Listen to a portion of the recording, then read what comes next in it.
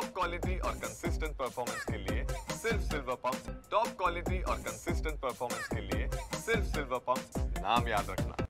नागपुरात बेकायदा वाहतुकीची मोठी समस्या आहे, त्यासोबतच पार्किंगच्या नियमांचं उल्लंघन केलं जातं, त्यामुळे वारंवार अपघाताच्या घटना घडतात।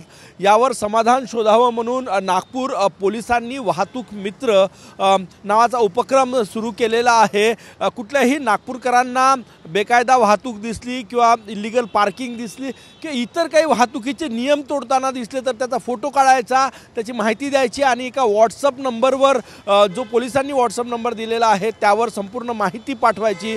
त्यानंतर नागपूर ट्रॅफिक पोलिसांचे जे पथक आहे ज्यावर या व्हॉट्सअपच्या तक्रारींवर लक्ष ठेवून असणार आहे ते कारवाई करणार आहे आणि यामुळे आता हायटेक करण्याचा प्रयत्न जो आहे तो वाहतूक पोलिसांनी केलेला आहे। कारण हे बघा, वाहतूक बिना परवाना गाड्या चालतात, सिग्नल्स पाळत नाही, बऱ्याचदा कुठेही गाडी पार्क केली जाते, ऑटो रिक्षा भर चौकामध्ये मध्ये उभे करून ऑटो रिक्षामध्ये सवारी भरली जातात।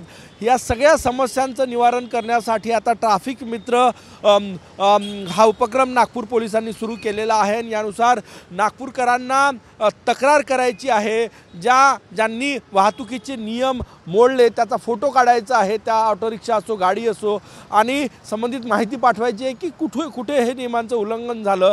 त्यानंतर पोलीस ॲक्शन मोडवर येऊन कारवाई करणार आहे। कॅमेरामॅन सचिन सयामसह गजानन नुमाटे, TV9 मराठी, नागपूर।